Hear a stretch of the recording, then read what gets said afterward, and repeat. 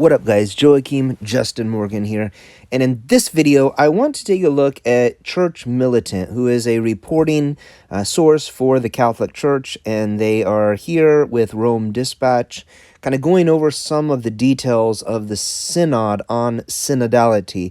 And the big topic, I think, that rocked the Catholic world last week was the announcement of, to some degree, that there will be endorsements on same-sex marriage or blessing, the blessing of same-sex unions. I think Pope Francis was somewhat explicit in saying that it was not a marriage, but that there is some form of blessing that local parish priest will be able to do. And obviously this does not affect the Orthodox Church one way, shape, or form.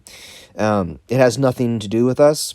We've not been in communion with the Catholic Church for 1,000 years, and whatever they do is relatively unexpected from us, I think. But so in the Orthodox Church, if a bishop was to do some of these things, the response would simply be that other bishops and lay people and everyone in between would stand up and say, this is not the Orthodox faith. You must repent and return to the faith or be dethroned from your episcopal seat. You could not remain teaching with false teachings. In the Catholic Church, however, according to Vatican I, if you are a layperson or clergy, you must submit to the both moral and faith tradition teaching of the Supreme Pontiff, and if you do not, then you are anathema. So the Vatican I councils actually say that the Supreme Pontiff cannot teach falsely. He is incapable of teaching anything false. So he is supposedly infallible. Of course, as an Orthodox Christian and in the Orthodox Church, we reject this entirely. There's several Roman pontiffs in the first millennia which taught heresy and were condemned. But the modern Catholic Church is a church that has deviated from the Orthodox faith in extreme ways. They have a different mind of this than what the church has ever had before. So these two guys that you're looking at here, Brad on the left and the Rome correspondent from Rome there on the right, they will make these statements like, this is the seat of Peter and it will never fail. The church will be here, but it has fallen. It's fallen right before their very eyes, and they're like creating some kind of cognitive dissonance in order to accept it. Of course, we do not believe that Rome is the exclusive seat of Peter. There were 3 bishops which were ordained by Peter himself, those being Antioch, Alexandria, and Rome. And Rome was not anointed by Peter exclusively, but it was doubly apostolic by both Saints Peter and Paul. This is true of the Antiochian church as well. So we actually believe that all of the bishops represent a continuity with the seat of Peter, though, or maybe not the seat of Peter, but the anointing of Peter, that the promises that Christ made to Peter, and we look back, not that Peter is the rock that Christ speaks of in Matthew chapter 16, verse 18, when he says that you are Peter, and upon this rock I shall build my church. He was speaking of Peter's confession, which is in the verse before, where Peter says, thou art Christ, the Son of the living God. This is the way St. Augustine of Hippo interprets that passage in his Retractions. This is the way the Council of Chalcedon interpreted that passage. That is the way St. John Chrysostom interpreted that passage. That's the way St. Clement interpreted that passage. That's the way the church fathers and the saints interpret that passage for the first 1,000 years of the church. Only under schismatic, forms of attempted persecution against the church and a complete deviation from the Orthodox, one holy Catholic and Apostolic Church do you get the form that these two men are talking about today? And I want to just take a look at what it takes in order for someone to embrace that schismatic false union, that satanic demonic spirit that is pervading within the Catholic Church today. Let's just take 2 minutes, listen to this, and I will point out the point and what it takes for someone to depart for this satanic faith. Just follow this for 2 minutes and I will return to you to discuss what they say here. Now, why is his take specifically so important, and why is his take raising some eyebrows?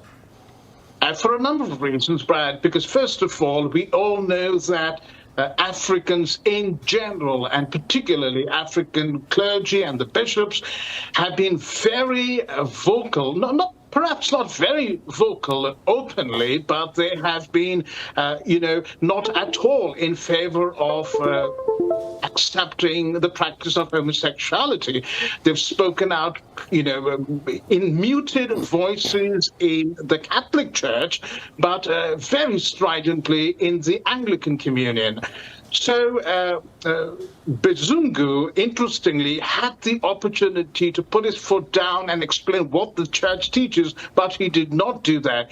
Now, remember, Bezungu has a licentiate in moral theology from the Alfonsianum in Rome, which is one of the premier institutes here for moral theology. And yet he did not bring out any of that expertise, those skills, the academic learning that he has. But also very interesting is the fact that Pope Francis, with Anglican Archbishop Justin Welby, visited the Democratic Republic of Congo and Kinshasa in particular. And I know from my own background that Archbishop Welby is very well connected in the Democratic Republic of the Congo. And of course, he's a very close ecumenical partner and friend of Pope Francis. So we have here an archbishop who normally would speak his mind, a cardinal who would normally speak his mind, suddenly very quiet and very coy about the whole thing, because obviously he's been personally visited by Pope Francis. He's been chosen for this very high position. He's been given a red hat. He's been invited to participate in the synod, and he simply he didn't want to rock the boat, but wanted to sing from the same hymn sheet as the rest of the synodal fathers. So there you have it. That is what it takes to join the forerunners of the Antichrist. A special hat. If you get a nice fluffy hat and you get a seat at the table, that is those things which it takes in order to join the legions of those following the wide road. There are two roads that you may take. One is the wide road which leads to destruction. The other is the narrow road which leads to Christ.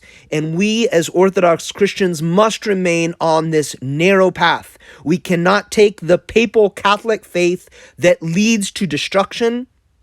We must stay on the narrow path. If you are a Catholic Christian watching this show, your church is on a path of destruction.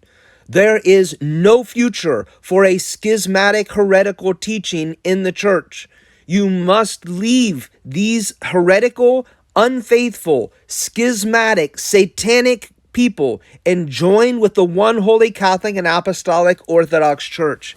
Now, are there problems that come up in the Orthodox Church? Yes, but we have the way that the church has always dealt with these things through synodal process of condemning sin. There is no bishop in the church, in the Orthodox Church, which has supreme rulership over all other churches. When Pope St. Gregory the Great spoke on this topic, he said, anyone who wishes, anyone who attains to or even desires to attain to the role of universal bishop, which is what the papal claims are. The current Catholic claims about the supreme pontiff is that he is the one bishop. All other bishops, all other clergy must submit to his teaching. He is exactly what Pope St. Gregory the Great warned about. If anyone wishes, even just wishes, to attain to such a title as universal bishop, or insert supreme pontiff in there if that is more appropriate to you. If anyone wishes to attain to such a title, then he is by his pride a forerunner to the Antichrist. So he is Antichrist. I'm not saying he is the Antichrist, but he is Antichrist. He is set himself up in the place of Christ.